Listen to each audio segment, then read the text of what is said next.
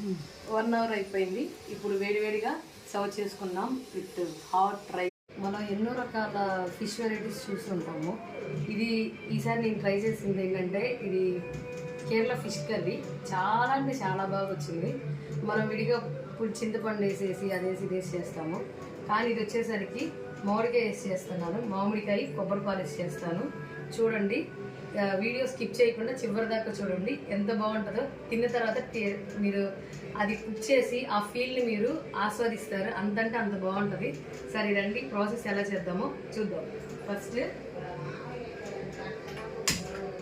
నేను ఎక్కువ చికెన్కి కానీ మటన్కి కానీ ఫిష్కి కానీ ఇలాంటి మట్టి పాత్రలో యూజ్ చేస్తాను. ఎందుకంటే నార్మల్ బౌల్స్లో కన్నా ఈ మట్టి పాత్రలో చేయడం వల్ల ఆ కర్రీకి ఇంకా చాలా టేస్ట్ అనేది ఎక్స్ట్రా యాడ్ అవుతుంది.